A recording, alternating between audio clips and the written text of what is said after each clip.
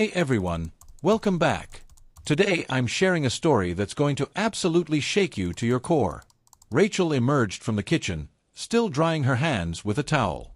Make sure you handle it very carefully. I'll take you to Uncle Fred's electronics repair shop.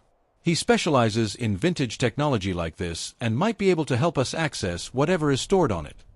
The following morning, in Fred Gordon's cozy electronics repair shop on the corner of Main Street, the elderly technician with his white beard and thick glasses examined the MP3 player with the careful attention of someone who had seen decades of technological evolution.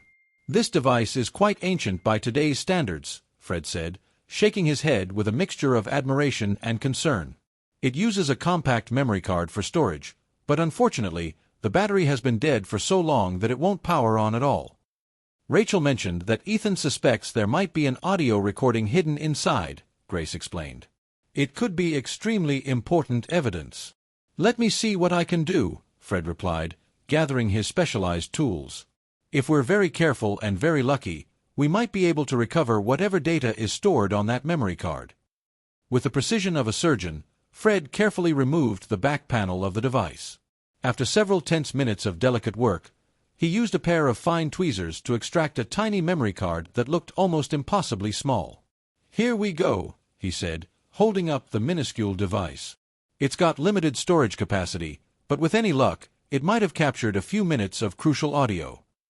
"I have a laptop back at home," Ethan said quickly, his eyes shining with anticipation. "We can check what's on it there." Fred nodded approvingly. "Just be extremely careful with that card. If there's something significant stored on it, you don't want to share it publicly right away. You never know how dangerous the people who are trying to hide these secrets might be." That afternoon, the three of them gathered around the kitchen table with Rachel's laptop positioned at the center like an altar.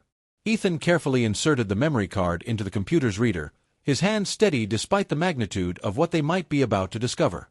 A single file appeared on the screen, labeled simply, "Evidence." "Should we listen to it?" Ethan asked, though his finger was already hovering over the play button. Rachel nodded and grasped Grace's hand tightly, both women preparing themselves for whatever they were about to hear. The voice that emerged from the laptop speakers was elderly and frail, yet unmistakably distinct, like a ghost speaking from beyond the grave. "If you are listening to this recording, it means that I am no longer alive to tell my own story. My name is Richard Walker. 4 months, I have endured systematic abuse, physical violence, and what I can only describe as deliberate poisoning at the hands of Karen Mitchell and several members of the staff at Silver Haven Nursing Home." Rachel gripped the armrest of her chair so tightly her knuckles turned completely white. Richard's voice continued with painful clarity. "They have prevented me from making phone calls to my family. They have isolated me from other residents and visitors. I was tricked into signing over control of my bank accounts and financial assets. I tried to speak up about what was happening, but everyone around me either ignored my pleas or told me I was imagining things." After a brief pause, filled only with the sound of labored breathing, the recording continued. "I have faith that Ethan, the boy with the honest eyes and the brave heart, will be the one to bring the truth to light. He has seen what others refuse to see. He knows what others refuse to acknowledge. Please, help him help all of us who have lost our voices in this place."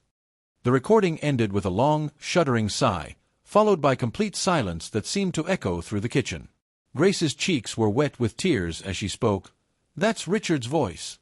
I would recognize it anywhere, even after all these years." Ethan was overcome with emotion, his own tears flowing freely. "He believed in me. He knew I would keep fighting for the truth." "We need to take this to the police immediately," Rachel declared with newfound determination. "This changes everything." The following morning, the three of them made their way to the Central Police Station, where they were greeted by Sergeant Ryan Collins, a young officer who had been following Ethan's case from the beginning. "Mrs. Carter," Ryan said as he recognized them, "you filed a complaint about 2 weeks ago, correct? At that time, we didn't have sufficient evidence to move forward with a formal investigation." "This recording could change that," Rachel replied, placing the laptop on Ryan's desk. "We believe this is the voice of Richard Walker, the elderly man my son witnessed being abused." Ryan listened intently to the recording, his expression growing more serious with each passing word. When it finished, he looked up at them with obvious concern. This could indeed serve as compelling criminal evidence, but we'll need to verify the authenticity of the voice recording before we can proceed. Grace was Richard's closest friend for over 40 years, Rachel said, gesturing toward the elderly woman. She's prepared to provide sworn testimony that this is definitely his voice. I'm absolutely certain it's him, Grace stated firmly. I would stake my reputation and my life on that identification. Ryan quickly took notes, his pen moving across the paper with urgency. I'll forward this to my superiors immediately for analysis. However, I need to warn you that the verification process could take several days or even weeks. Just please make sure this stays in the spotlight, Rachel said. Don't let this evidence disappear like everything else has. That afternoon, Rachel contacted the nursing home to inform them that they would not be visiting Margaret that day. A strange female voice answered the phone instead of the usual receptionist. Hello, this is Megan, the newly appointed patient coordinator, the voice said. Miss Margaret has been moved to room 108 due to what we're calling medical considerations. What kind of medical considerations? Rachel asked, her concern immediately escalating. I'm afraid that's not appropriate information to discuss over the phone, but I can assure you it's nothing too serious. Ethan overheard part of the conversation and quickly pulled out his phone to send a discreet message to Claire. Miss Claire, my grandmother has been moved to a different room. Has something happened to her? Within moments, a response arrived. Stay quiet. Don't trust anything the facility tells you. Your grandmother's blood pressure dropped dangerously low after her medications weren't administered on schedule. I'm trying to provide her with proper care, but the situation is becoming increasingly difficult. Ethan showed the message to his mother, his face pale with worry. Mom, they're retaliating against Grandma because of what we've been doing. Rachel immediately called Attorney Michael Sanders. It's crucial that we ensure the safety of our witness. My entire family is being threatened and targeted. I'll file an emergency request for police protection, Michael replied. But it's absolutely essential that you protect that audio evidence with your life. Make multiple copies and store them in different locations. 48 hours passed with agonizing slowness. Then, early one morning, Ethan decided to visit the nursing home alone while Rachel was dealing with urgent matters at her workplace. He carried a small bouquet of orchids, just as he had done every week for months. When he arrived at room 108, he stopped short in complete shock. A black sign hung on the door that read, "Room temporarily unoccupied, maintenance in progress." The room was completely empty. "Grandma," Ethan called softly, but only silence answered him. He rushed to the front desk, his heart pounding with dread. "Excuse me, could you tell me where my grandmother Margaret is? They said she was moved to room 108, but that room is completely empty." The receptionist glanced briefly at her computer screen before responding in a cold, impersonal tone. "Please wait a moment while I check with management." A few minutes later, Karen emerged from the back offices, her eyes containing that same icy intensity that had terrified him weeks earlier. "Ethan, it's really not safe for you to be wandering around here by yourself," she said with false concern. "Where is your mother today?" "Where is my grandmother?" Ethan demanded, his voice stronger than he felt inside. "Miss Margaret needed some blood tests completed," Karen replied smoothly. "She's expected to return within a few hours. There's nothing to worry about." "Where is Nurse Claire?" Ethan asked, noticing that she was nowhere to be seen. "I haven't seen her today." "Claire is currently on administrative leave," Karen answered. "We've arranged for replacement staff to handle patient care in her absence." Ethan didn't believe a single word she was saying. He pulled out his phone and quickly typed a message to Claire. "Miss Claire, my grandmother has disappeared from the nursing home. I can't find her anywhere." The response came back almost immediately. "I've been suspended from my job and forbidden from entering the facility. Please be extremely careful. Something terrible is happening there." Ethan pocketed his phone and turned to run, understanding instinctively that he needed to get out of that building as quickly as possible. He knew with absolute certainty that time was running out, not just for him, but for everyone who had tried to speak the truth about what was happening at Silver Haven. As evening approached, Rachel's phone rang with a call from an unknown number. The voice on the other end was cold, professional, and utterly devastating. "Mrs. Carter, This is Dr. Harrison from Silver Haven Nursing Home. It is with deep regret that we must inform you that Miss Margaret passed away this afternoon." Rachel felt the world stop spinning around her. "What are you talking about? Just 3 days ago, my mother was in relatively good health. She suffered a massive stroke while sleeping," the voice continued without emotion. "Despite our immediate resuscitation efforts, we were unable to save her. We extend our sincere condolences for your loss. You moved her to a different room, changed her medications, and neglected her basic care," Rachel said, her voice shaking with rage and grief. "You killed my mother as revenge for what my son witnessed." The line went silent for several seconds before the voice returned. "Mrs. Carter, we understand your grieving, but we cannot accept responsibility for natural medical events that occur in elderly patients." Rachel threw the phone across the room, where it shattered against the wall. Ethan came running out of his room at the sound of the crash. "Mom, what happened?" Without saying a word, she pulled him into her arms, tears streaming down her face as she held him as tightly as she possibly could.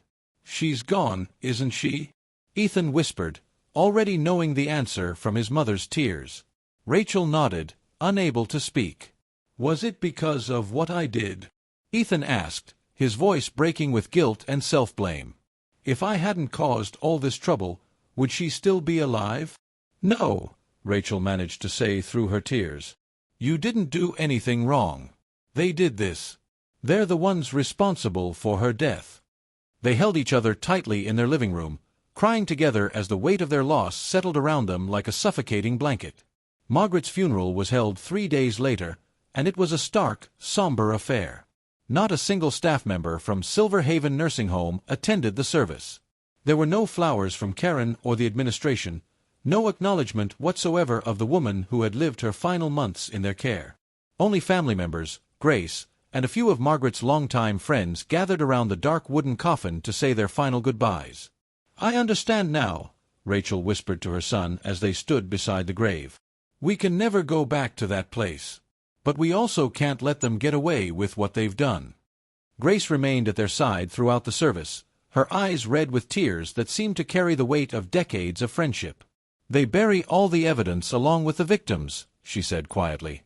"But Richard's voice is still out there, still waiting to be heard by the right people." "I couldn't save her," Ethan whispered, his voice barely audible above the sound of wind through the cemetery trees. "I tried to move fast enough, but I was too late." "It's not your fault, Ethan," Grace said firmly.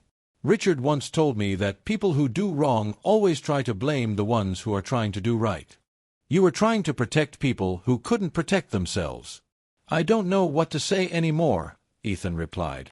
"I tried my best, but I'm just a kid. I don't have the power to stop people like that." A week passed, and Ethan remained confined to his room like a prisoner in his own home. His computer screen stayed dark, his phone remained silent, and he spoke to virtually no one. Each morning, Rachel would place a breakfast tray outside his door, but by noon it would still be sitting there, untouched and cold. In the quiet hours of the night, she could hear the sound of muffled sobbing, the rhythmic thuds of fists against pillows, and the barely audible sound of her son whispering to himself in the darkness.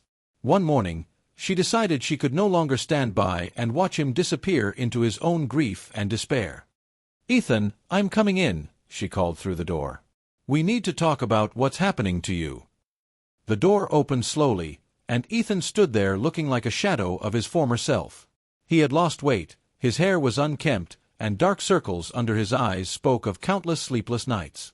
"I'm tired of fighting," he said, his voice flat and emotionless. "I'm tired of trying to make people believe me when they've already made up their minds."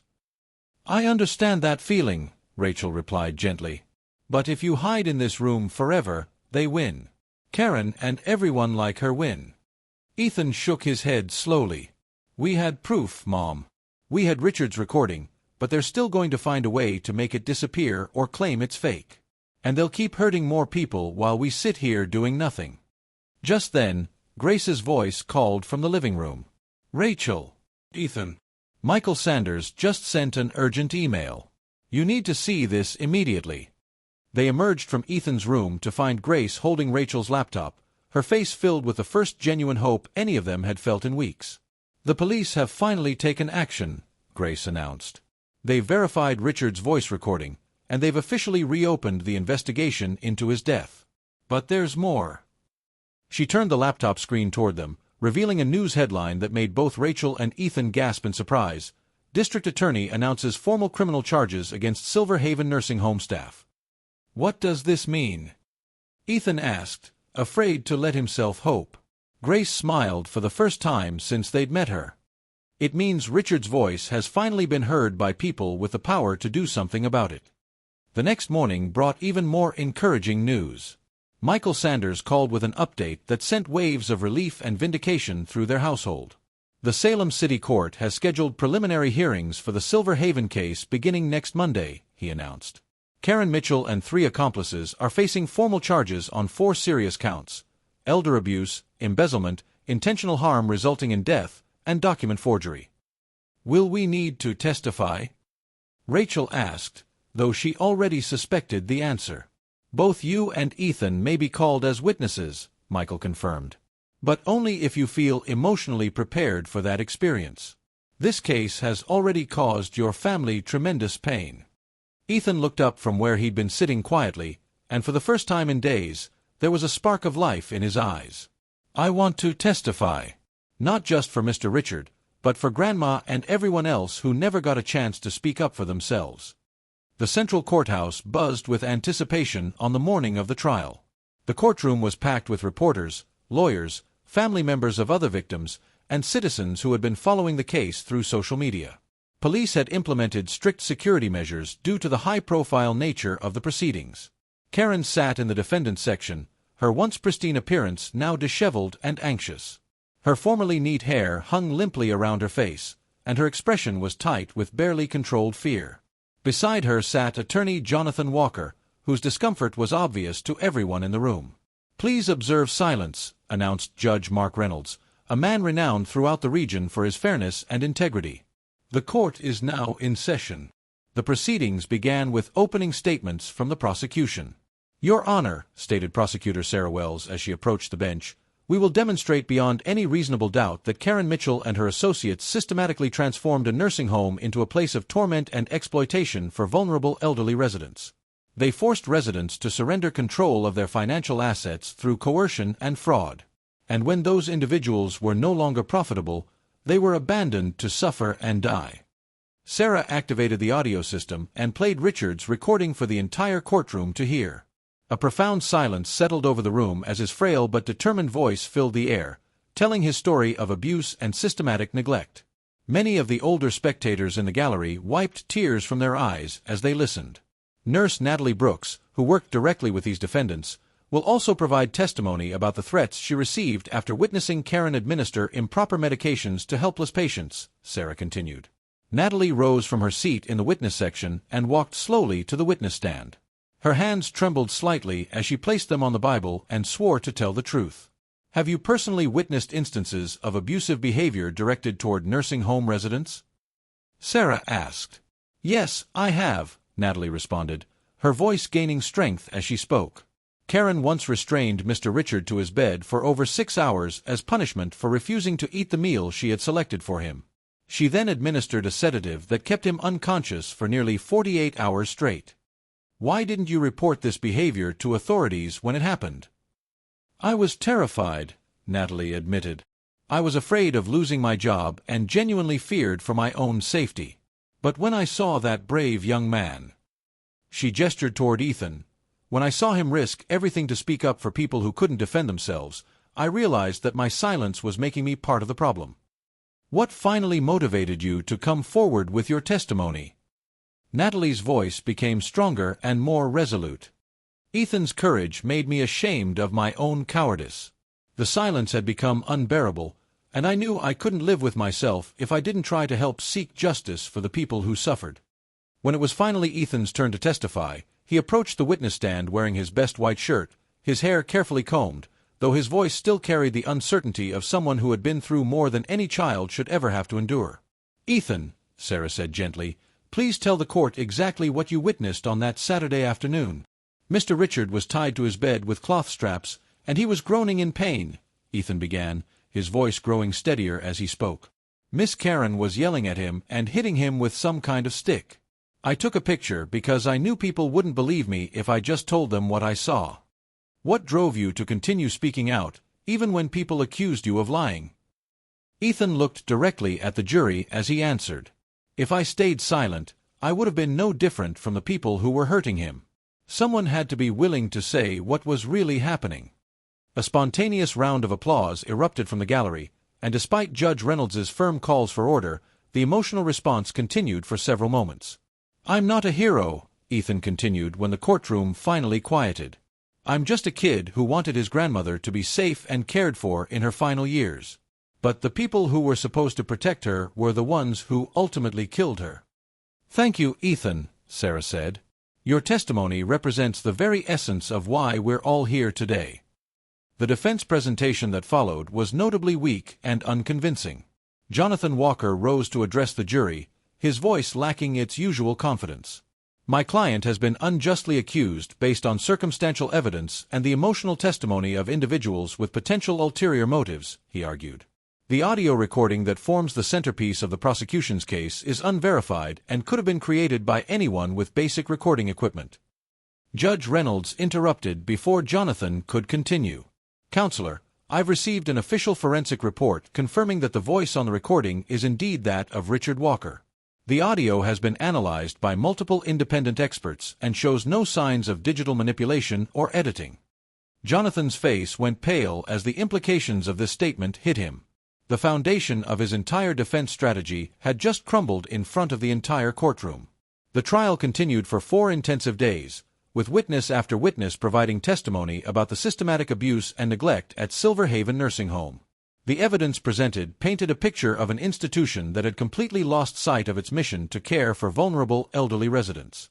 On the day of sentencing, the courtroom was filled to capacity.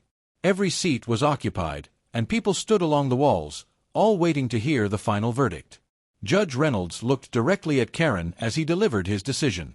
Karen Mitchell, you are hereby sentenced to 17 years in state prison for the crimes of elder abuse, embezzlement, conspiracy, and negligent homicide, followed by 2 years of supervised probation upon your release. Aaron Reed and Chloe Rivers, the nursing assistants who participated in this conspiracy, are each sentenced to 8 years in prison with the possibility of parole after serving 5 years. All financial assets illegally obtained through fraud and coercion will be seized by the state and returned to the rightful heirs of the victims. Karen let out a piercing scream that echoed through the courtroom. I was only doing my job. Those old people did nothing but complain and cause problems. They didn't appreciate anything we did for them. What did I do wrong? Jonathan gently but firmly guided her back to her seat as security officers moved in to maintain order. Ethan held tightly to his mother's hand as the sentences were read. We did it, Mom, he whispered. We actually did it. Yes, Rachel whispered back, tears of relief streaming down her face.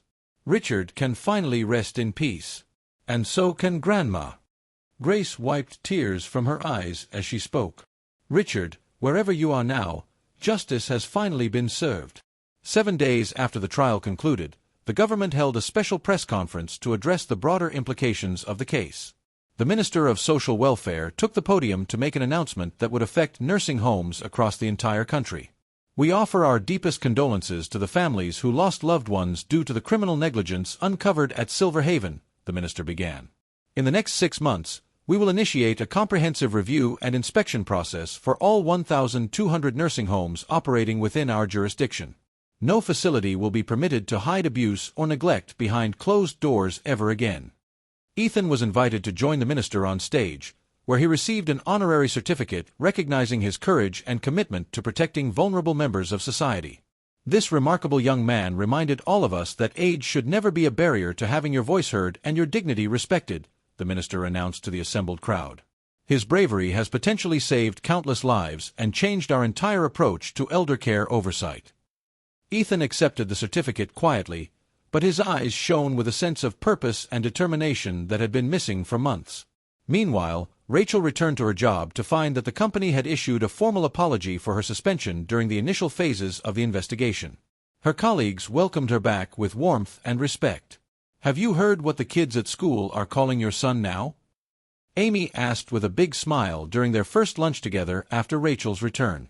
"What are they saying?" Rachel asked, though she was almost afraid to find out.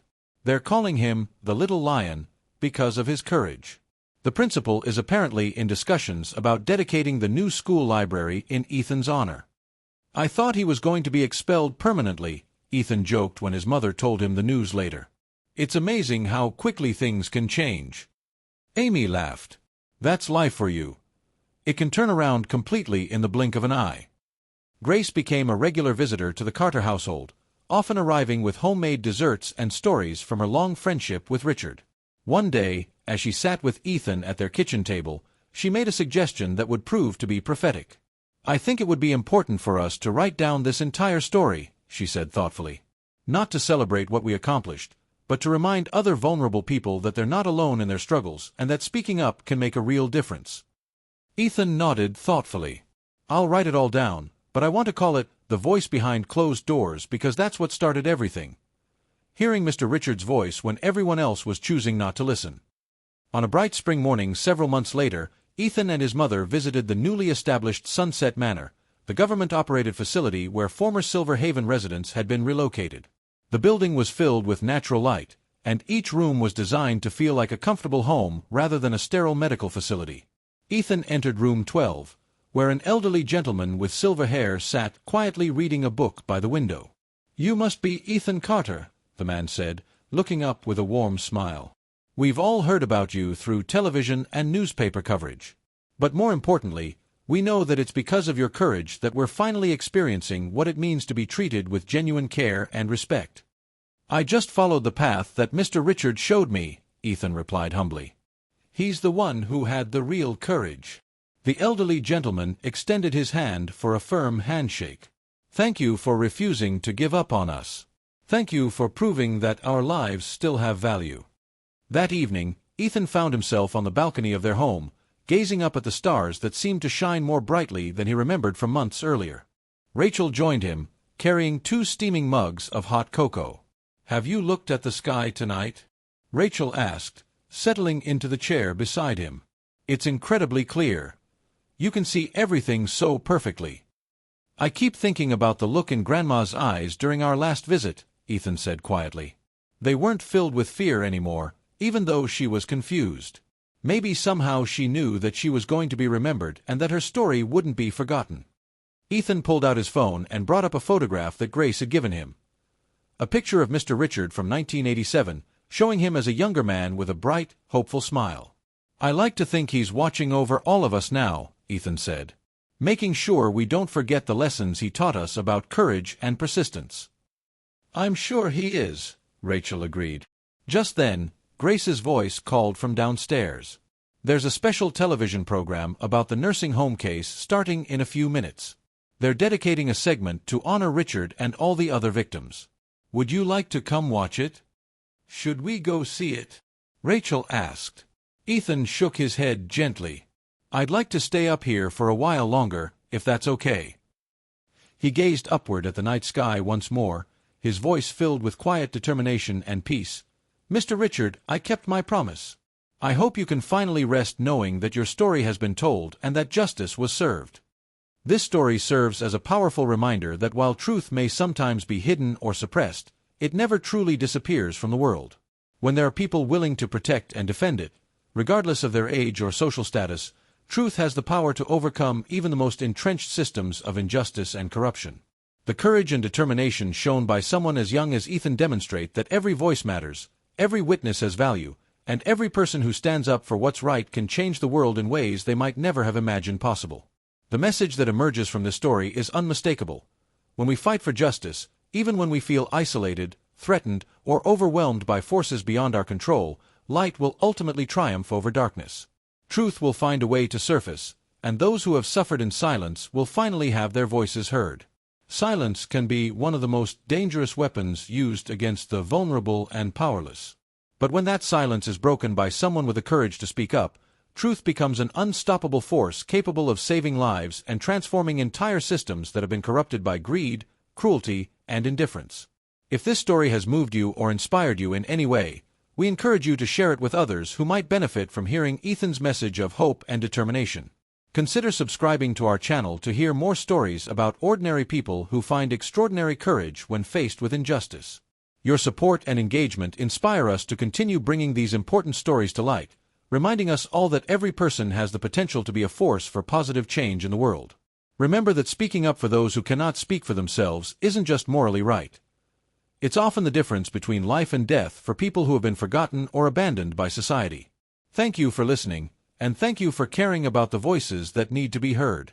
Hashtag the voice behind closed doors. What if I told you that sometimes the most powerful weapon against injustice isn't held by adults, politicians, or even the police, but by a 14-year-old boy with nothing more than a smartphone and an unshakable belief in what's right? What you're about to hear will challenge everything you think you know about courage, truth, and the price we pay for speaking up when everyone else chooses to look away. This is the story of Ethan, a boy who accidentally stumbled into a nightmare that would consume his life, destroy his family's peace, and ultimately expose one of the most chilling cases of elder abuse in recent memory. But here's what makes this story truly extraordinary. It's not just about the horrors he uncovered. It's about what happened when he refused to stay silent, even when the entire world turned against him.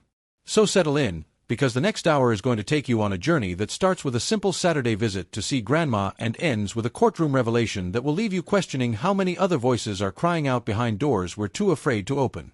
Every Saturday afternoon felt like a sacred ritual in the Carter household. Ethan would grasp his mother Rachel's hand, and together they'd make their pilgrimage to Silver Haven Nursing Home. The routine never changed. An assortment of freshly baked goods in one arm, a bundle of his grandmother's beloved orchids in the other, and hearts full of love for the woman who'd helped raise him. Margaret was battling the early stages of Alzheimer's, but somehow, miraculously, the bond with her grandson remained crystal clear.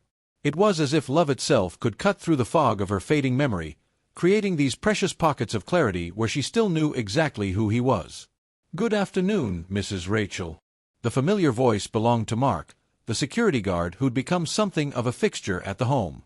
Mid-40s, sporting a thick beard and what seemed like a permanently friendly expression, Mark had this way of making everyone feel welcome.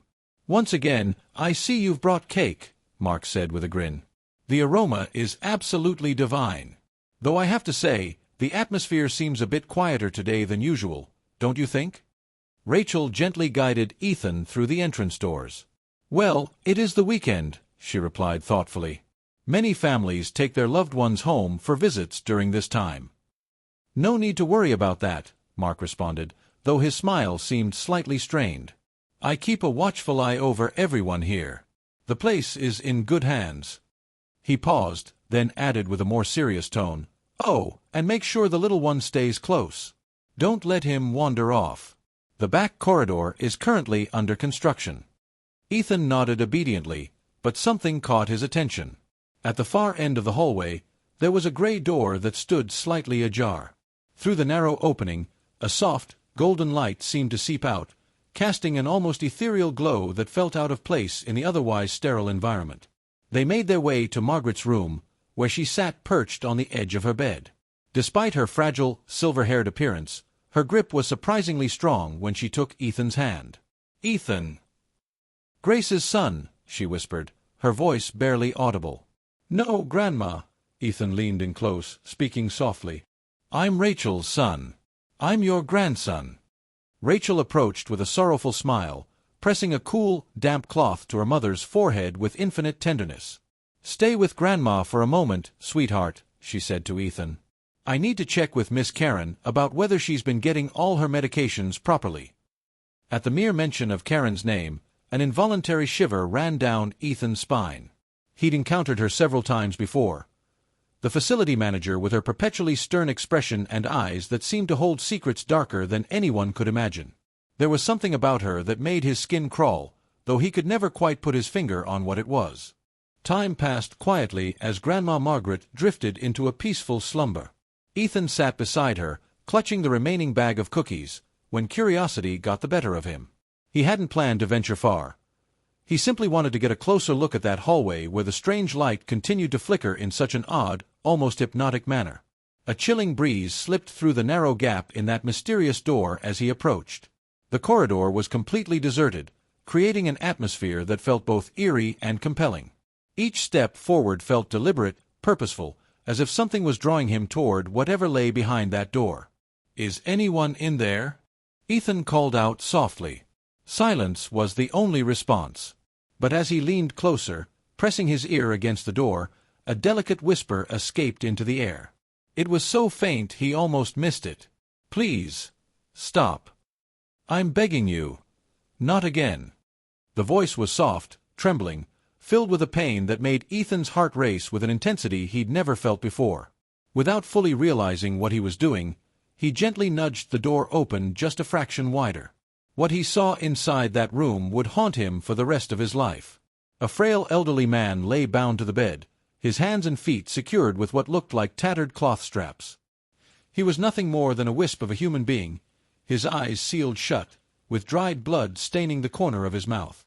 The sight was so shocking, so completely unexpected, that Ethan had to grip the doorframe to keep from falling backward. Then a voice cut through the silence like a blade. "If you keep whimpering like that, I might just have to give you a dose that'll keep you unconscious for 3 whole days. Do you understand me?" It was Karen. She stood by the bed, gripping what looked like a thin plastic rod, rhythmically tapping it against the bed frame with a sound that seemed to echo with menace. Her voice carried a cold cruelty that Ethan had never heard from another human being. "Still crying for your precious daughter, are we?" Karen continued with disdain. "She's been dead for years. If she could see the pathetic state you're in now, she'd probably turn her back on you in disgust." Ethan clasped his hand over his mouth, his entire body shaking uncontrollably. The elderly man slowly opened his eyes, and the look of sheer terror etched across his face was something no human being should ever have to witness. "I didn't do anything wrong," the old man whispered. "I just wanted someone to talk to. Someone who would listen." Karen's lip curled in absolute contempt. "You want conversation? Then talk to your own damn shadow." From her pocket, she extracted a syringe, holding it up to catch the light. "Just a little something to keep you quiet for a few hours."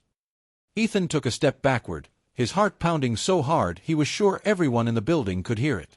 But then he stopped. His phone. He had his phone with him.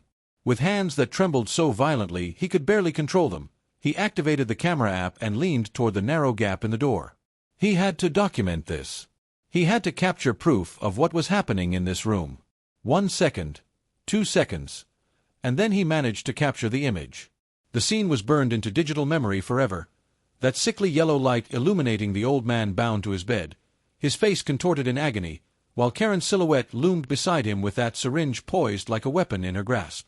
As he saved the photo, still shaking from head to toe, he heard footsteps approaching from behind. "What are you doing here?" Mark's voice seemed to come from nowhere, causing Ethan to nearly jump out of his skin. He spun around, his face flushed with panic and guilt. "I heard someone groaning," Ethan stammered. "I thought maybe someone was hurt." Mark's eyes narrowed as he studied the boy's face. "That door is supposed to remain locked at all times. I wasn't aware it had been left open." He strode over and forcefully shut the door with a finality that seemed to seal away more than just a room. "Access to this area is strictly prohibited. It's a specialized isolation zone. If the administration discovers you were here, it could lead to serious complications for everyone involved." Ethan pressed his lips together and nodded quickly. "I'm sorry. I didn't mean to." "Just go," Mark said firmly. "And don't mention this to anyone." Ethan ran. He clutched his phone tightly against his chest, his heart a tempest of emotions he didn't fully understand. As darkness enveloped the world outside and they drove home in silence, he found himself lost in thought, replaying those horrific moments over and over in his mind. "Your behavior seems different tonight," Rachel observed, casting a concerned glance at her son. "Did something happen at the home?" The words tumbled out before Ethan could stop them. "Mom, I saw an elderly man tied up, and Karen was giving him an injection. She was threatening him, and I think she might have been hurting him." "What?" Rachel's voice was sharp with disbelief. "Ethan, are you absolutely certain about what you're saying?" He pulled out his phone with deliberate movements and extended it toward her. "I took a picture. I have proof." Rachel took the phone, and when her eyes fell upon the screen, a gasp escaped her lips that seemed to come from the very depths of her soul. "Oh my God!" After a long silence that felt like an eternity, she let out a deep, shuddering sigh. "We need to speak with the director immediately. I find it incredibly hard to believe that Karen would do such things. But if there's any truth to these allegations, we have to get to the bottom of this." She paused, studying her son's face. "What was his name? Do you remember?" Ethan thought carefully. I think it was Richard. I remember Grandma mentioning him once. She said he was a dear friend from when they were young. But it's been forever since I've seen him around the home." The following morning, they found themselves sitting across from Maria, the facilities administrator, in her sterile office.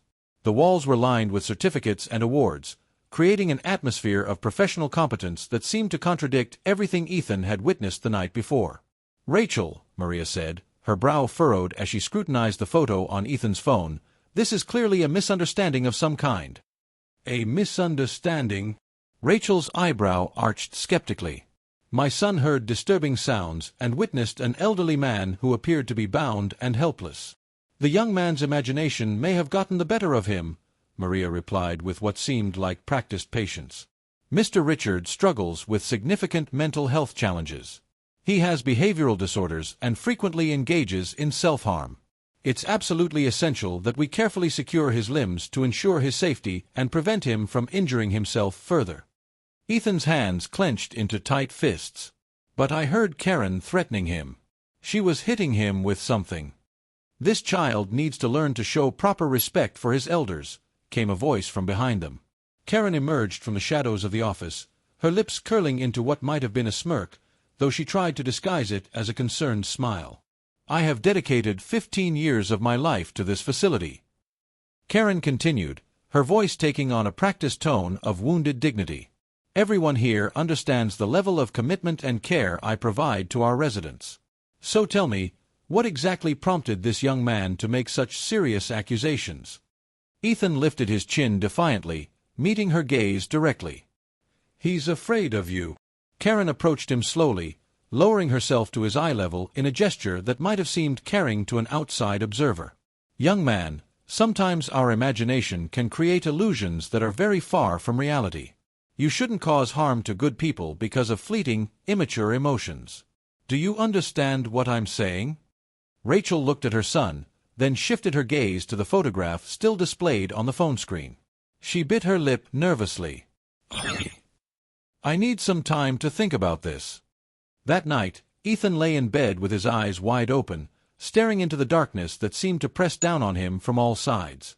Sleep felt impossible. He unlocked his phone and stared at the image again and again.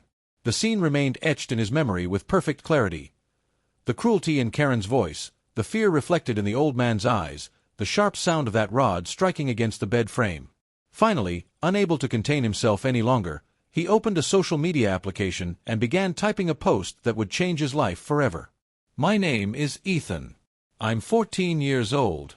Yesterday, I witnessed the manager at a nursing home abusing an elderly man who was tied up and helpless. I have evidence. They say I made it up, but I know what I saw was real. Please don't stay silent about this." He attached the photograph and hit post before he could change his mind. In just 2 minutes, the post had garnered 12 likes. Within 5 minutes, it had 53. By the end of the first hour, it had received over 500 likes and shares. The responses began flooding in almost immediately. "This is absolutely terrifying. Is this real? That photograph sends chills down my spine. An investigation needs to be launched immediately. How can this be happening in our community? This boy is incredibly brave for speaking up." 1 hour later, the post and photo had been shared nearly 10,000 times. Ethan stared at his phone screen, his fists clenched tight, watching as the numbers continued to climb. For the first time in his young life, he felt the weight of his fear being shared by thousands of people around the world. But he was also completely unprepared for what was about to happen next. "Rachel, have you seen this?"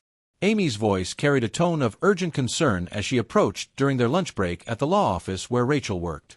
She held up her phone, its screen illuminated by a news headline that made Rachel's blood run cold. Young boy claims nursing home engaged in elder abuse. Are his allegations real or is he seeking attention? Rachel's face went pale as she stared at Ethan's photograph.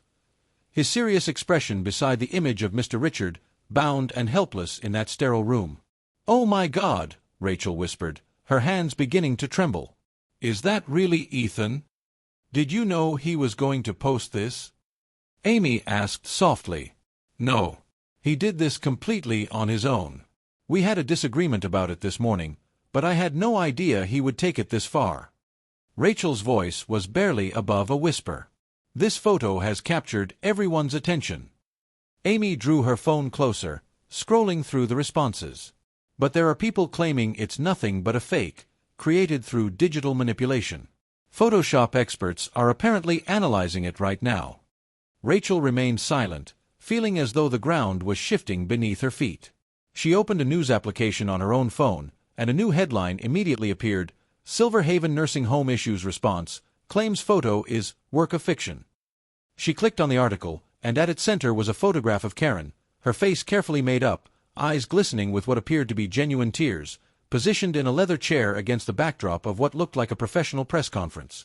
"I've worked in elderly care for over 15 years, Karen said in the article, her voice quoted as being thick with emotion. "These seniors are like family to me. The accusation of abuse has been the most profound shock of my entire career." A reporter had apparently asked, "What are your thoughts on the photo that's been circulating?" "I'm not sure who orchestrated this situation," Karen was quoted as responding, "but I believe children sometimes lack a complete understanding of their own actions. Perhaps the boy simply craved attention or misunderstood what he was seeing." Rachel ended her lunch break early, her cheeks burning with a mixture of anger and embarrassment. With trembling fingers, she dialed her son's number. "Ethan, where are you?" His voice came through the phone as barely a whisper, tinged with uncertainty. "I'm at home, Mom. I'm sorry, but I couldn't stay silent anymore." "I understand your motivations, sweetheart, but this situation has really escalated beyond what either of us expected." "But I told the truth, Mom. You saw the photo yourself. Why is everyone acting like it didn't happen?" Rachel closed her eyes, feeling the weight of the world pressing down on her shoulders. "I'm not questioning whether you're telling the truth. But when an issue explodes into a social media firestorm like this, it becomes more than just about truth. It turns into a battle. And I'm frightened for you." Meanwhile, at Lincoln High School, Ethan found himself at the center of unwanted attention. A group of older students had gathered around his locker, their laughter echoing through the hallway as they pointed and whispered. "There he is. The kid who made up that photo," one of them called out mockingly. Ethan kept his head down, gripping his backpack tightly as he tried to navigate through the corridor as quickly as possible. "Hey, Ethan." A classmate named Jake approached him with a mixture of curiosity and concern. "So you've really made quite a name for yourself, haven't you?" Ethan remained silent, hoping the conversation would end quickly. Jake continued, seemingly oblivious to his discomfort. "I never thought you'd actually go through with posting something like that. My mom says you made the whole thing up." "I didn't," Ethan said quietly, his voice barely audible above the noise of the hallway. "I really saw it happen." Jake offered a casual shrug. "I hope you're right about what you saw. But I heard the principal wants to meet with your mother. This whole thing has gotten pretty serious." Ethan felt his stomach drop like a stone. In the principal's office later that day, the atmosphere was tense and uncomfortable. "We're not passing judgment on Ethan," stated Mr. Davis, the principal, his tone carefully neutral. "However, he's found himself at the center of a significant controversy. The school has been receiving widespread attention across social media platforms, and frankly, it's become disruptive to our educational environment." Rachel sat across from him, her fingers intertwined with Ethan's, providing what comfort she could.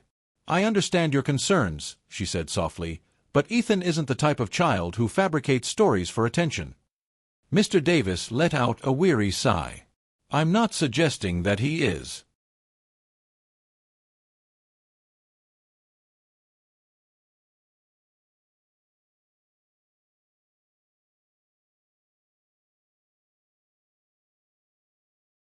Our primary concern is his safety and maintaining the integrity of the school's learning environment. We've received numerous calls, emails, and even some threatening messages. Several parents are demanding class changes, and some are even considering transferring their children to different schools entirely. Outside the principal's office, Ethan pulled out his phone with trembling hands. The comments on his original post continued to multiply at an alarming rate. Is this child mentally unstable? Who gave him permission to post pictures of another person on the internet? The parents need to be held accountable too. This is clearly fake. Anyone can see it's been doctored. He looked up at his mother, his eyes filled with regret and confusion. I'm sorry, Mom. I never wanted this to happen. Rachel knelt down and wrapped her son in a warm, protective embrace. It's okay, sweetheart. Your safety is all that matters to me. I'm not angry with you for trying to do what you thought was right. That night, Ethan lay in his darkened room, the only light coming from his phone screen as he scrolled through an endless stream of notifications. Suddenly, a friend request notification appeared that made his blood run cold. Karen Mitchell has sent you a friend request. His hands began to shake uncontrollably. Moments later, a private message arrived. Your intelligence is truly impressive. But sometimes having too much intelligence can be dangerous. Sleep well.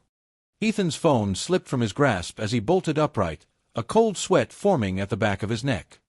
He ran toward his mother's room, his heart pounding. Mom. She sent me a message. Rachel quickly took the phone, her eyes scanning the message before she immediately began dialing the police. I need to report a threatening message from an employee at a nursing home. Yes. Karen Mitchell.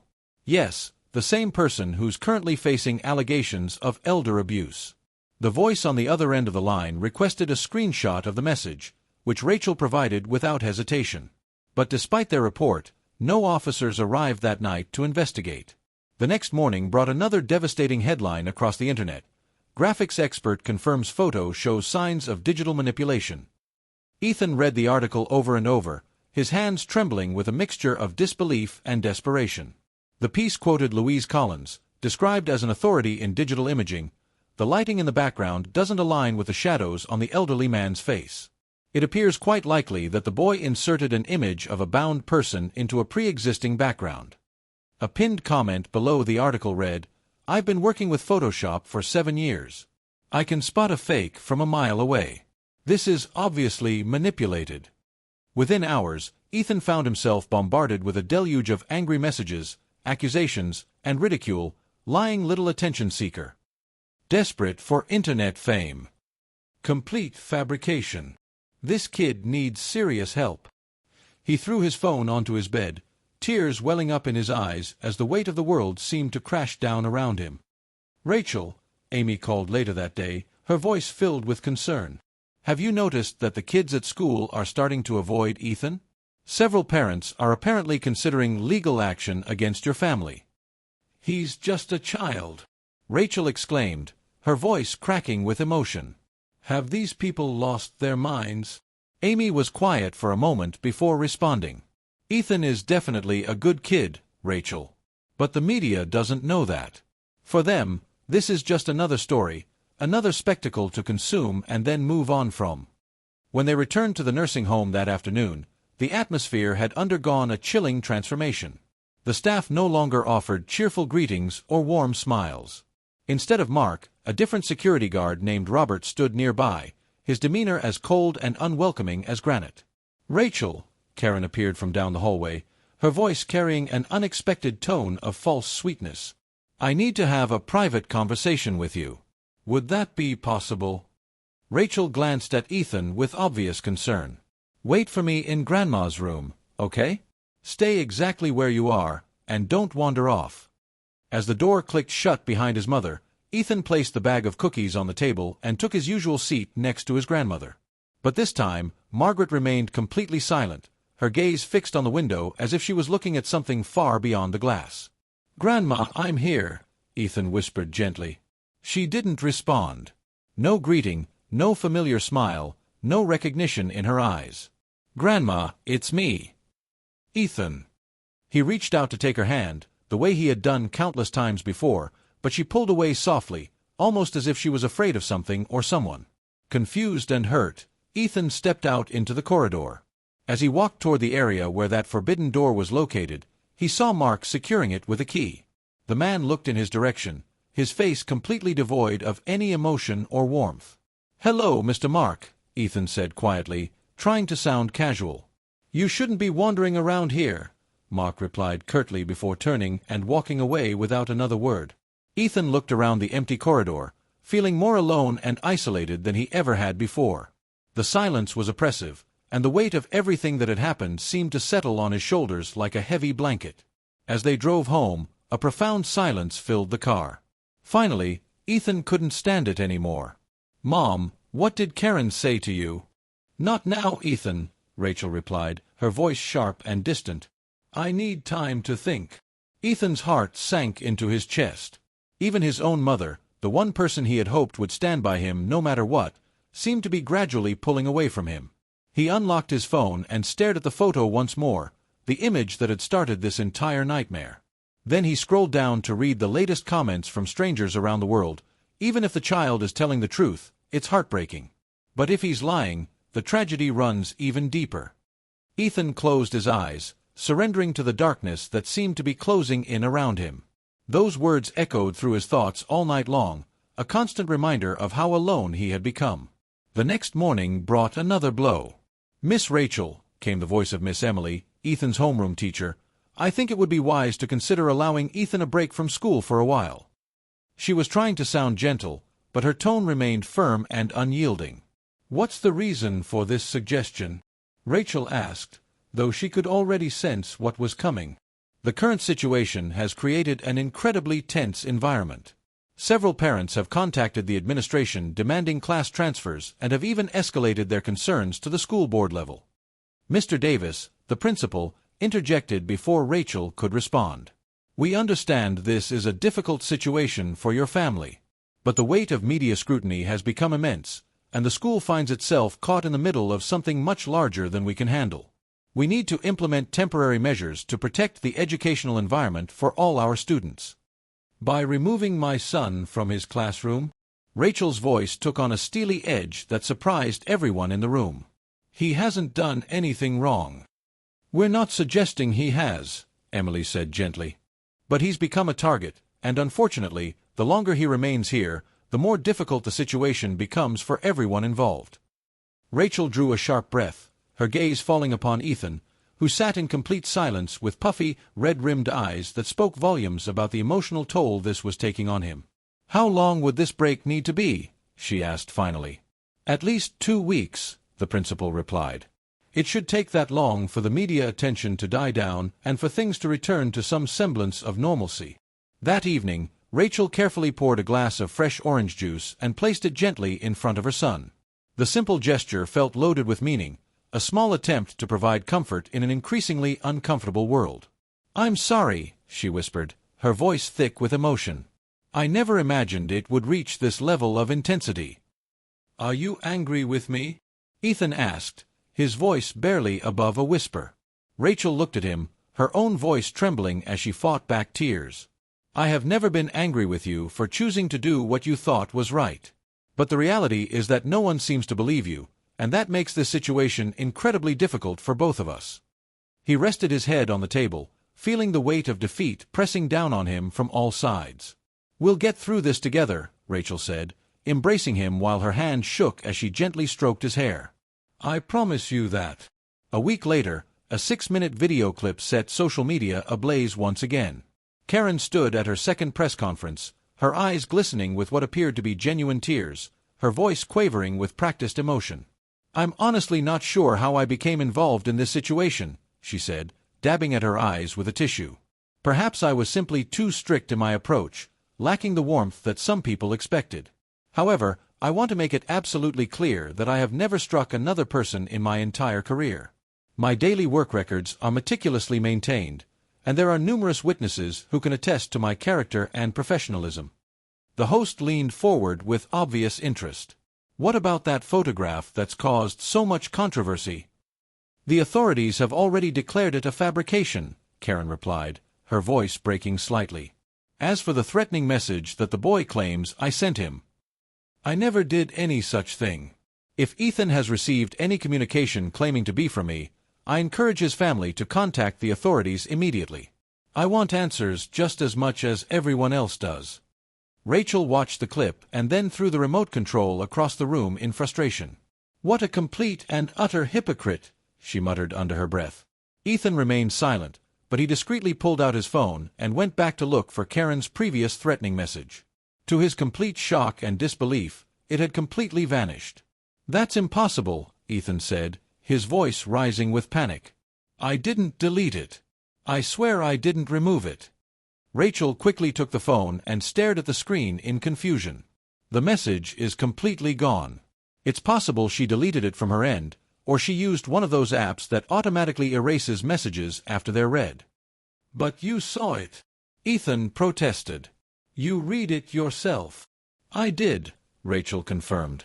"But right now, we have no proof that it ever existed. There's no screenshot, no evidence whatsoever."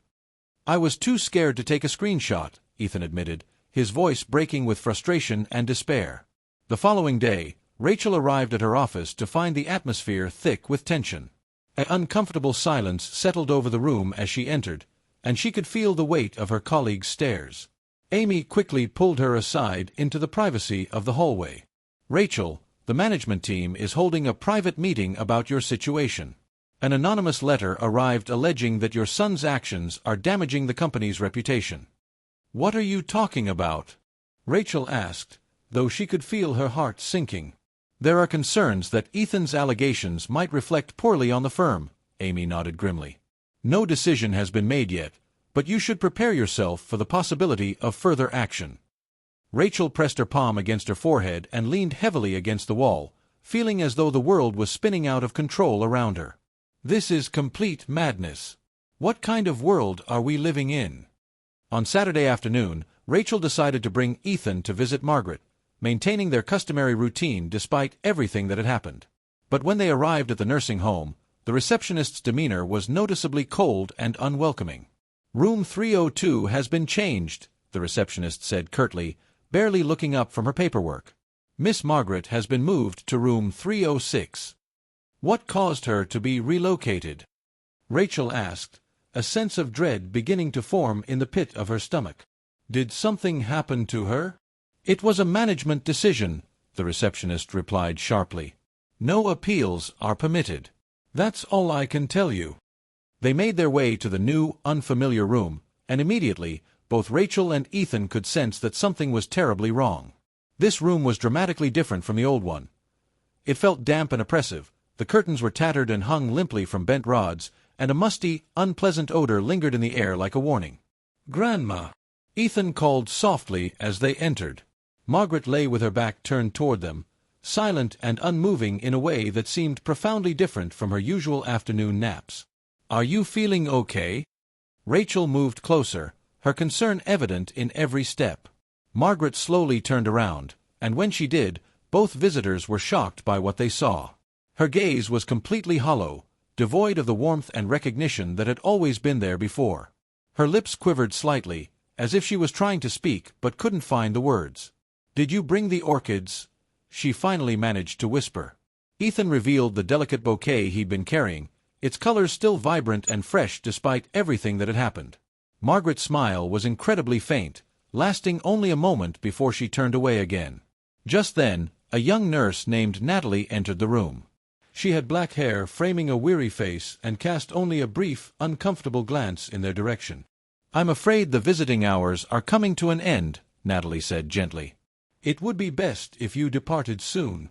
"But we've only been here for 10 minutes, Rachel protested. "The rules have been changed recently," Natalie responded with what seemed like genuine regret. "I appreciate your understanding." As they left the nursing home, Ethan remained completely silent during the entire drive home. It wasn't until they were safely inside their own house that he finally found his voice. "Grandma is being punished because of what I did," he said, his words heavy with guilt and self-blame. Rachel remained silent, her fingers gripping the steering wheel with increasing intensity even though the car was no longer running. On Monday morning, Rachel found an email waiting for her from the company's management team. "It is with regret that we must inform you of your suspension for 1 week while we conduct an internal investigation concerning matters that have negatively impacted the organization's reputation and public standing.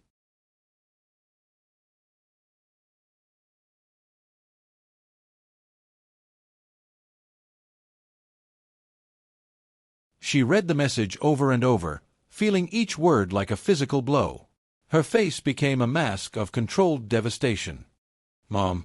Ethan emerged from his room and found her staring at her laptop screen. "What's wrong?" "It's okay," Rachel managed to say, forcing what she hoped looked like a reassuring smile. "It just means I'll be home with you for a few days. That's not necessarily a bad thing, right?" "You've been suspended?" Ethan asked gently, already knowing the answer from the look on her face. She remained silent, sinking into her chair and burying her face in her hands as the full weight of their situation began to settle on her shoulders. That evening, Amy arrived at their house carrying 2 large bags of takeout food and a bottle of wine. "This might help you sleep better tonight," she said, though her own expression suggested she wasn't entirely convinced. "Sleep seems impossible these days," Rachel admitted, shaking her head sadly. "The problem is that they're more afraid of scandal than they are interested in finding out the truth," Amy observed. "But I want you to know that I believe Ethan did nothing wrong. I have faith in him, and I have faith in you." Ethan emerged from his room, drawn by the sound of voices and the smell of food. "Miss Amy, do you really believe what I said happened?" "You know what, Ethan? Maybe it's because of my years as a lawyer, but I can usually tell when someone is lying just by looking in their eyes." Amy smiled warmly at him. "Your gaze never wavered when you told your story. You didn't blink excessively or look away. You remained completely still and focused. That's the expression of someone telling the absolute truth." Ethan's head dropped, and his eyes began to shimmer with tears he'd been holding back for days. 2 nights later, at exactly 10 o'clock in the evening, a sharp knock echoed through the silence of their home. Rachel cautiously opened the door to find a man standing there, dressed in a crisp white shirt and dark sunglasses despite the late hour. He appeared polite enough, but his expression was as cold and intimidating as winter ice. "I apologize for contacting you at this hour," the man said in a measured tone. "My name is Jonathan Walker, and I serve as legal counsel for Silver Haven Nursing Home." "What is this about?" Rachel asked, every instinct telling her this was not going to be a pleasant conversation. "We're here to offer a friendly warning," Jonathan replied with what seemed like practiced civility. "Should Ethan fail to retract his misleading social media post within the next 24 hours, we will be forced to initiate a defamation lawsuit against him and your family for the dissemination of demonstrably false information." Rachel stood completely still, processing the implications of what she'd just heard. "Are you trying to intimidate us?" "I'm simply doing my job, Mrs. Carter," Jonathan replied with a casual shrug. "Please consider your next steps very carefully. Legal proceedings of this nature have the potential to completely destroy a child's future opportunities." Ethan appeared from behind his mother, his gaze steady and determined despite his obvious fear. "I won't delete it. I told the truth. I'm not afraid of you or anyone else." Attorney Jonathan looked at him for a long moment, his lips pressed together in what might have been frustration or grudging respect. "Your courage is admirable, young man. But sometimes courage can be mistaken for simple foolishness." He turned and walked away into the darkness, leaving them standing in their doorway feeling more vulnerable than ever before. Rachel forcefully shut the door and pressed her back against it, trying to catch her breath. "Sweetheart, I'm starting to get really frightened by all of this." Ethan took her hand and squeezed it with surprising strength for someone so young. "I don't want to cause you any more pain because of my actions. But I can't bring myself to stay silent about what I saw. It wouldn't be right." Rachel wrapped her son in a protective embrace, holding him as tightly as she could. "We'll face this together, no matter what happens. But we will not give in to their threats." The young boy leaned his head against her shoulder, drawing strength from her presence. Outside, the wind howled through the cracks around their door, and it felt as though invisible forces were slowly, mercilessly, and quietly tightening around their necks like a noose. "Do you really want to go back to that place?" Rachel asked Ethan the next morning, her voice filled with genuine concern for his well-being. "I refuse to let it end like this," Ethan responded with a determination that surprised them both. "There was a time when you believed my words without question. Now I need to prove that your faith was justified." Rachel remained quiet for several moments, studying her son's face and the way his hands trembled slightly despite his brave words. After what felt like an eternity, she nodded slowly. I'll wait in the car. But you must promise me that you won't venture too far into any restricted areas. If anything unusual happens, if you sense any danger at all, you call me immediately." "I promise, Mom." On what seemed like a perfectly normal Saturday afternoon, Ethan entered Silver Haven Nursing Home with his backpack casually slung over his shoulder. He offered the receptionist his usual friendly smile, the same one he'd been giving for months. No one seemed to pay any particular attention to him. All eyes were focused on the latest viral video of Karen from her press conference, where she appeared more emotional than ever, her voice breaking under the weight of what she claimed were unfounded accusations. Ethan hurried past the main corridor, making his way toward a dusty storage room he'd noticed during previous visits. His hands shook as he unzipped his backpack and carefully removed an old Android phone with a cracked frame and a screen covered in scratches.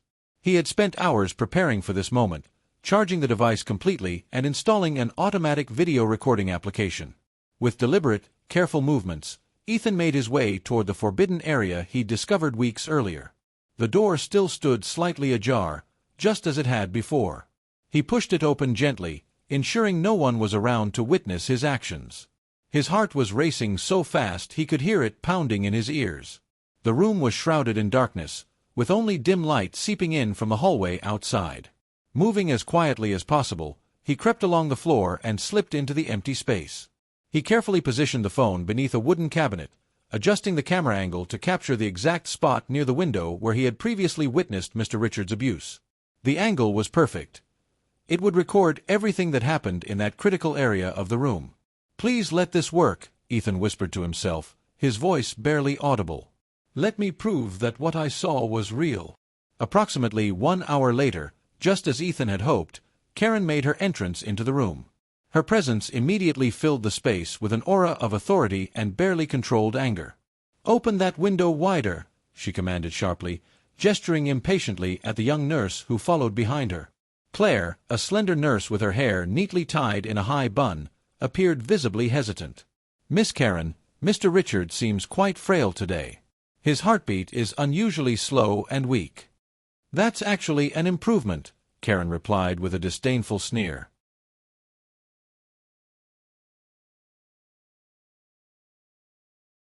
"Less screaming and carrying on. There's no need for excessive medication when the patients are finally learning to cooperate." Mr. Richard lay motionless on the bed, his eyes lacking any spark of life, his mouth barely open as he struggled to breathe. Karen approached him, her voice dropping to a seething whisper that was somehow more terrifying than if she had been shouting. "Do you think you can turn the entire world against me?" she hissed, her face inches from his. "Do you really believe that your pathetic whimpering will make any difference to anyone? I have had enough of you after all these years. There's no sympathy left for your situation. Please don't."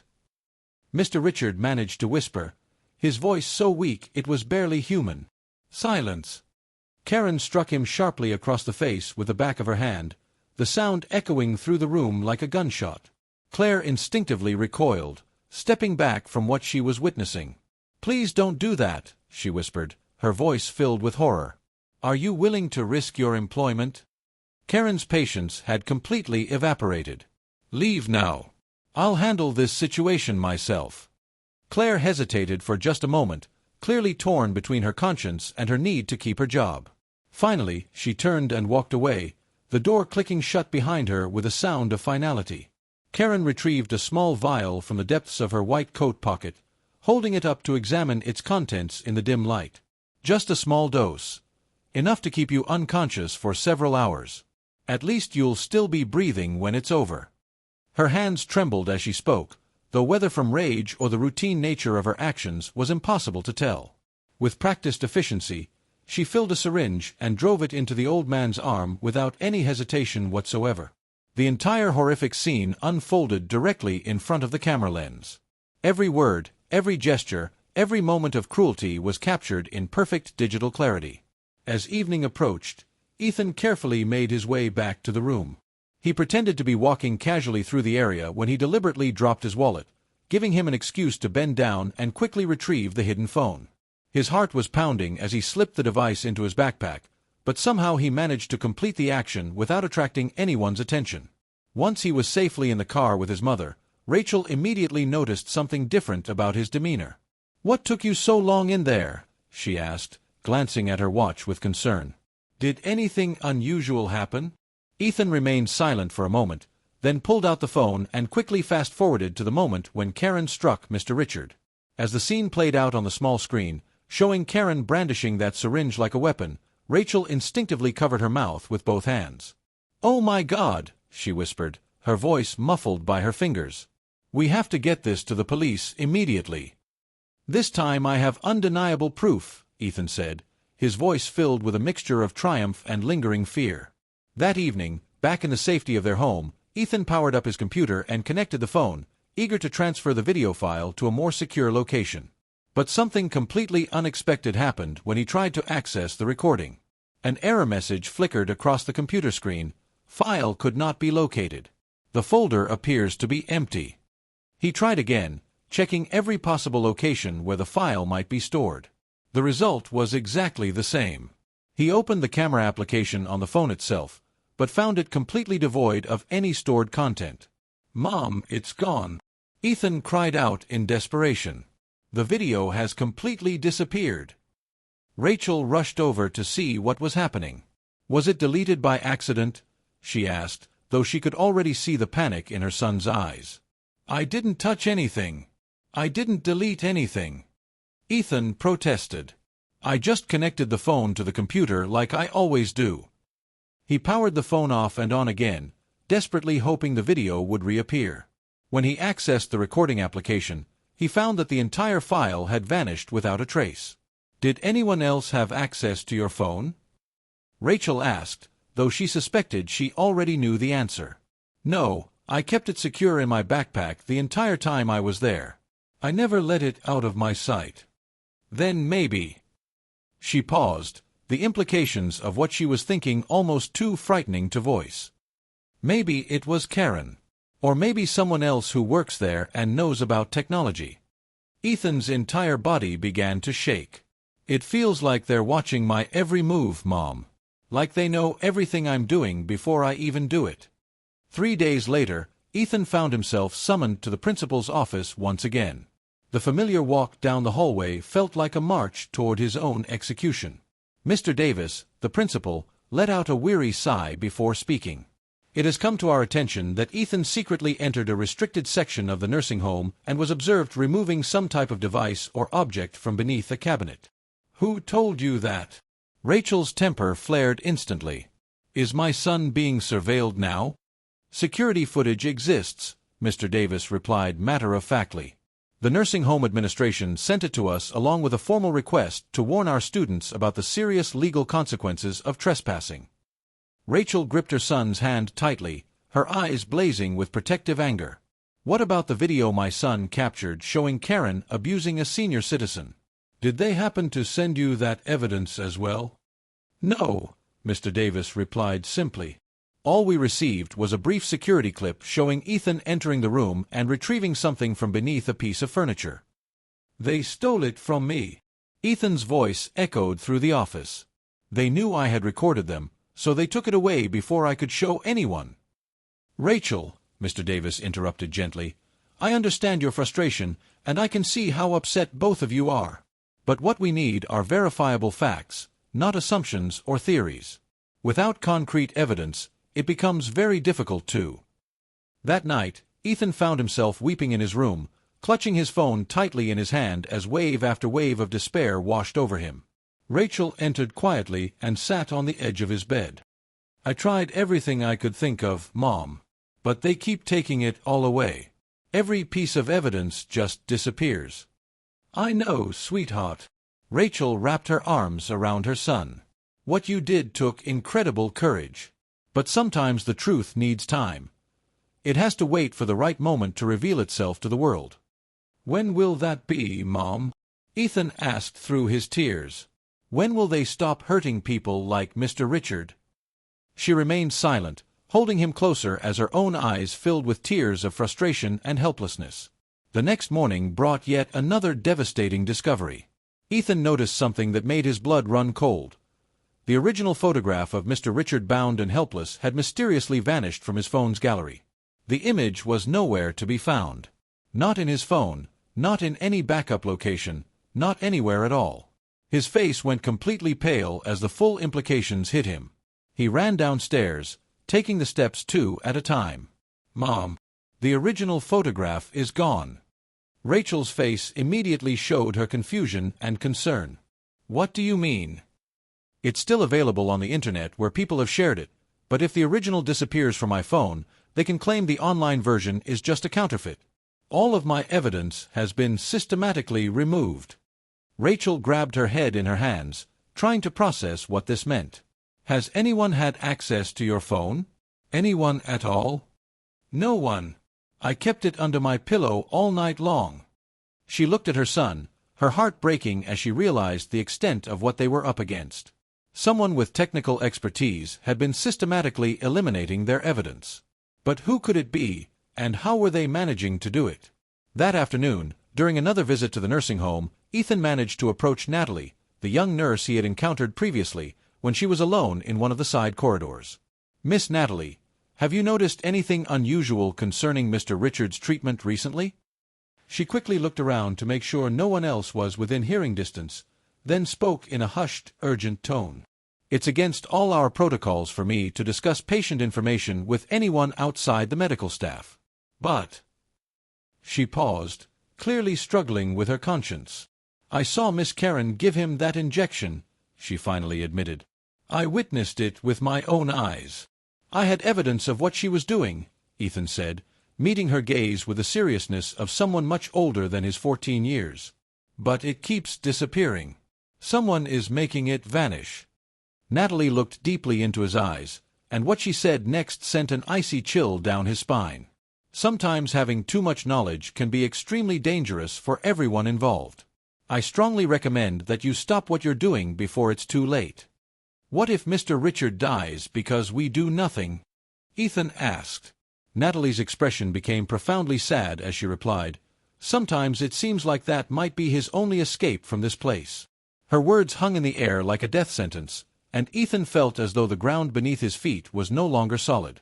That evening, Rachel discovered an anonymous letter waiting for her in their mailbox. Inside was a simple printed message that made her hands shake as she read it. "Stop all your activities immediately. Otherwise, someone you care about may not make it home safely." Rachel stared at Ethan, her fingers clenching the paper so tightly her knuckles turned white. "You're not going anywhere alone anymore. Not to school, not to the nursing home, nowhere. And we're not opening the door for any strangers, no matter who they claim to be." "Are you scared for me, Mom?" "I'm terrified for the person I love most in this world," she replied, pulling him close to her. Ethan nodded silently, tears streaming down his face as the full weight of their dangerous situation finally became clear to both of them.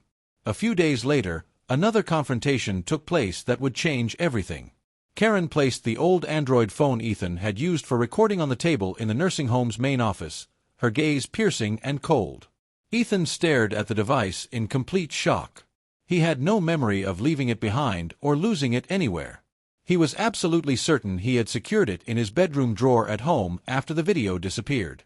"How did you get that?" he asked, his voice thick with confusion and fear. "It was found at our facility," Karen replied with calculated calmness. "One of our cleaning staff discovered it in a restricted area and turned it in to management. I decided to hold on to it so I could return it to your mother personally." Rachel, who was sitting beside Ethan, reached out to take the phone. "I appreciate you keeping it safe, but I distinctly remember my son bringing this device home after our last visit here." "Perhaps there's been some kind of misunderstanding," Karen maintained her soft, controlled tone. "Children often forget their own actions, especially when they're under stress.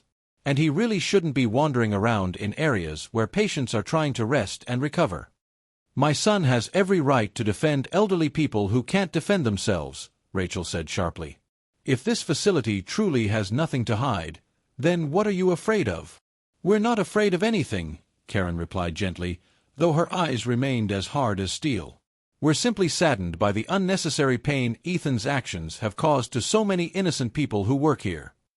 Ethan's fists clenched tight. "I didn't lie about anything. I saw exactly what I said I saw." Karen stared directly into his eyes with an expression that was somehow both pitying and threatening. Sometimes what we think we see can be very different from reality, especially when we want something to be true very badly. What you interpreted as abuse may have simply been a routine medical procedure that you didn't understand. As they drove home, Ethan examined his phone carefully. Everything was completely empty. No photographs, no videos, not even a single app related to recording remained on the device. "Mom, they've completely wiped everything clean," he said, his voice hollow with defeat. "They have someone working with them who knows exactly how to erase digital evidence." "Or she has access to technology that can remotely access your phone," Rachel muttered, gripping the steering wheel with white knuckles. "I don't trust anyone at that place anymore." "I'm scared, Mom," Ethan admitted quietly. "I really did see everything happen exactly the way I said. And Natalie looked like she wanted to tell me something important, but she seems too frightened to speak up." "Is this the same nurse you mentioned before?" "Yes. I think she knows the truth, but she's being controlled by someone or something that's keeping her silent." The following morning, when they arrived at the nursing home for what would be their final visit for quite some time, Ethan observed his grandmother eating breakfast alone in her stark new room. She seemed completely isolated, with no staff members attending to her needs. A tray of cold, unappetizing porridge sat abandoned on her bedside table. "Grandma." He approached slowly and took a seat beside her bed. "Hello. Are you Chloe's son?" Margaret looked at him with eyes that seemed to be searching through fog. "No, Grandma. I'm Ethan, your grandson. My mother is Rachel, remember? Chloe. Did she say she would take me home today?" Margaret's confusion was heartbreaking to witness. Ethan took her frail hand in his, feeling a tightness in his throat that made it hard to speak. When Rachel entered the room moments later, she immediately noticed the tray of cold, untouched food. "Why does it look like no one has been taking proper care of her recently?" Claire, the young nurse, entered the room at that moment, her exhaustion evident in every line of her face. "We've been severely short-staffed in recent days. Several nurses have taken leave due to the intense media scrutiny and the stress it's created." "It's not my mother's fault what's happening here," Rachel said firmly. "And it's certainly not my son's fault for trying to protect vulnerable people." Claire nodded softly. "I know that. But the situation here has become very complicated." Ethan looked at her intently, hoping to see some sign that she might be willing to help them. "Nurse Claire, if you know something that could help me, please. I'm begging you to find a way to tell someone." She glanced nervously toward the door, then back at him. "I can't do that right now. Our personal phones are being monitored daily. Surveillance software has been installed on all our devices. One wrong word, one misunderstood message, and I lose everything. Are you asking me to sacrifice my entire career? Are you really going to let this continue?" Rachel asked, her voice filled with moral urgency. Claire cast another worried look toward the corridor. "If the right opportunity presents itself, I promise I'll do what I can. But that time hasn't come yet."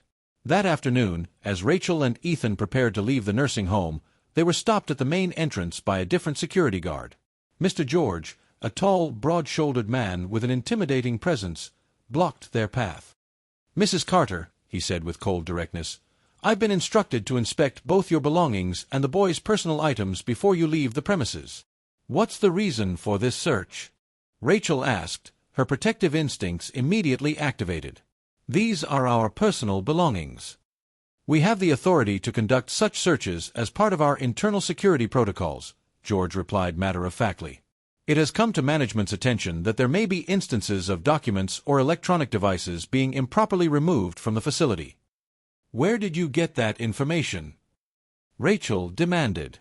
"That information is confidential and cannot be shared with visitors." George began methodically searching through Ethan's backpack despite the boy's obvious discomfort.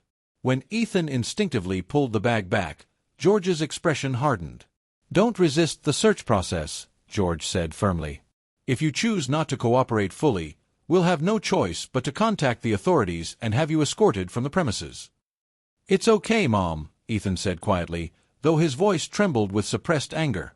"Let them search everything. We haven't done anything wrong, and we have nothing to hide." After a thorough and humiliating search that yielded nothing suspicious, they were finally allowed to leave without so much as an apology for the treatment they'd received. "Mom, they're trying to break my spirit," Ethan said as they walked to their car. "They want me to give up and go away." "They're not trying to break you, sweetheart," Rachel responded, though her own voice shook with emotion. "They're afraid of you. They're terrified of what you represent and what you might be able to prove." Under the cover of darkness that night, Ethan sat alone in his room and accessed his social media account. The original post was still there, along with all the shares and comments it had generated over the weeks. But now, he noticed that the few sympathetic remarks that had given him hope had mysteriously vanished, replaced by a fresh surge of anger and hostility from strangers around the world. This kid is still at it, even after his evidence disappeared. He deleted his own proof, and now he's blaming other people. His mother obviously didn't teach him proper values. When will someone stop this attention-seeking behavior? Rachel came into his room and saw what he was looking at on the screen. "They're not just targeting you anymore," she observed sadly. "Now they're directing their anger toward me as well." "Mom, I'm so sorry. If I hadn't posted anything in the first place, you might not have been suspended from your job, and none of this would be happening to our family." Rachel sat down beside him on the bed. "If you hadn't spoken up, Mr. Richard might still be suffering those terrible beatings, and who knows how many other people might be experiencing the same abuse. Your decision to act was the right one, even though the cost has been higher than either of us expected." Ethan pressed his face against her shoulder, tears streaming silently down his cheeks. "Should I just give up? Should I delete everything and pretend none of this ever happened?" "No," Rachel whispered firmly. "We're not giving up. We're simply pausing, waiting for the right opportunity to present itself. When it comes, and it will come, we'll be ready to act." The next morning, Ethan was awakened by the persistent ringing of his phone. The caller ID showed an unfamiliar number. "Hello, this is Michael Sanders, a legal advocate specializing in elder rights protection. Your social media post caught my attention, and I want you to know that I believe what you saw." Ethan sat up straight in bed, hardly daring to believe what he was hearing. "You have faith in me?"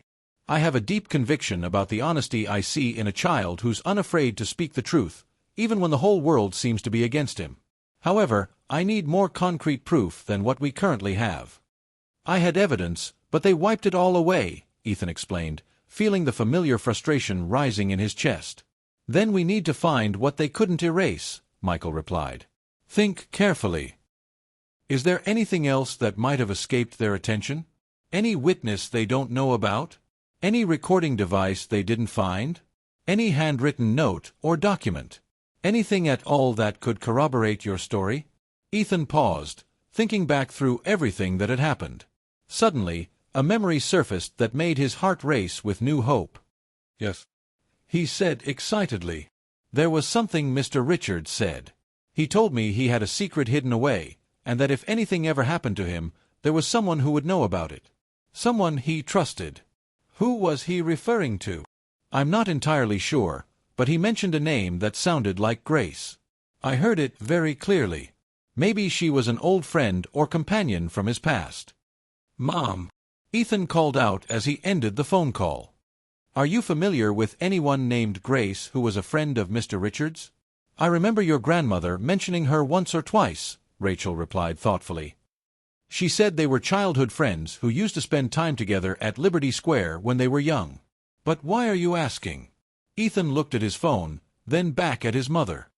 "Mr. Sanders says that if I can find Miss Grace, maybe we can finally find the truth we've been looking for."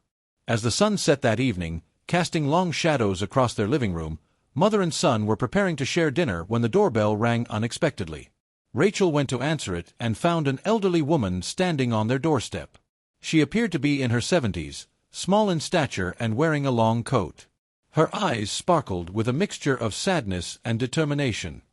"Are you Rachel Carter?" the woman asked gently. "Yes, that's me. My name is Grace. I was a dear friend of Richard Walker for many years. I think the time has finally come for me to break my silence about what I know." Ethan appeared beside his mother, his eyes wide with amazement. "You're Grace?" She nodded slowly. Richard gave me something many years ago and instructed me to give it to someone named Ethan if anything terrible ever happened to him. I've been waiting for what feels like forever for this moment, hoping I would eventually meet you. Rachel stepped aside and gestured for her to enter. Please, come in and sit down.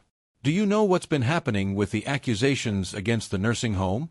Grace carefully unzipped her handbag and removed what appeared to be an old, silver MP3 player.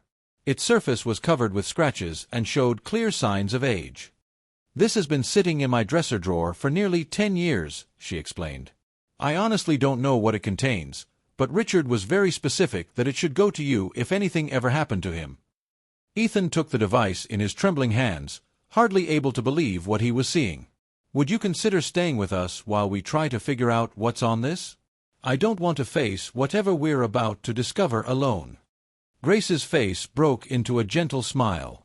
At this point in my life, being alone is the last thing I want as well.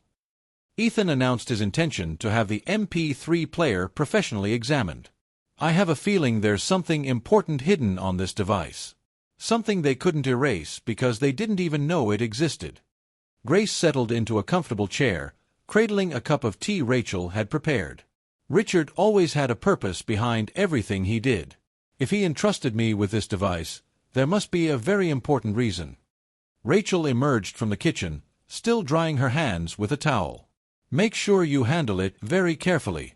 I'll take you to Uncle Fred's electronics repair shop.